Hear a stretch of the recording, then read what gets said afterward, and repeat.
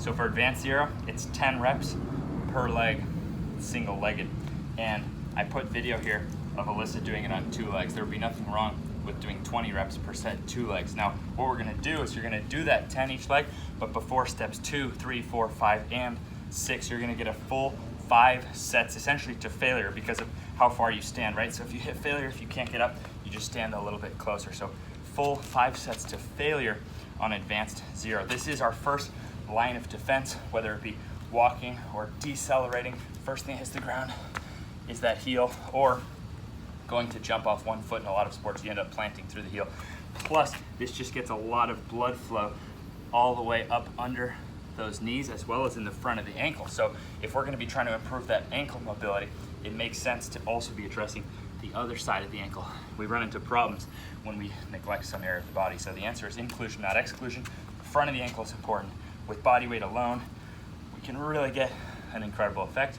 And if we wanna load, then we have the Tibialis bar. This was originally popularized by Bob Gajda, one of the early bodybuilders. He ended up becoming a miracle worker for extending pro athlete careers. Now, if you look at this, you see that stretch is really good. Look at that stretch in the bottom position.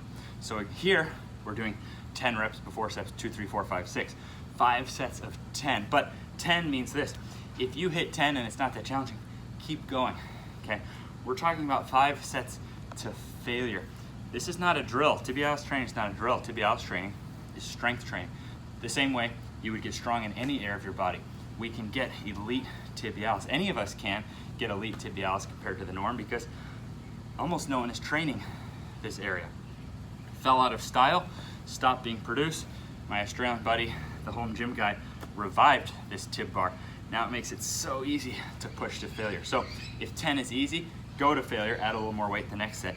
If you're hitting failure, before 10, then okay, I could go a little bit lighter. So there you go. Advanced zero and loaded simple tibialis protocols. Boom, you get it done. Go right to the next step. In fact, it gives you a break from training opposing areas. So this allows us to get 5 sets to failure without really taking much longer in our workout, without altering the structure of our workout. So we still get to work all these awesome areas, but putting that money in the bank, 5 sets to failure over time, yes, any of us can get world-class tibialis for our respective ages, sports, etc. Last but not least, it's worth mentioning that this is not a more advanced tool.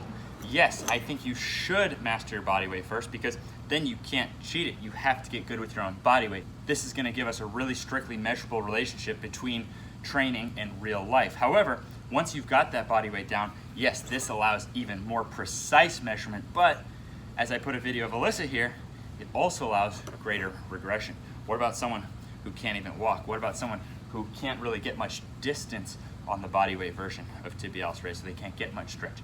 You can go as light as you want on this. Someone who can't even walk could use this. So the tool both allows more strict measurement. It's more fun once you've trained body weight to then mix it up and be able to have an exact amount of load and try to lift it. But it also allows greater regression than even our body weight alone. So it could really help in rehabilitation type settings for anyone, even if they couldn't walk.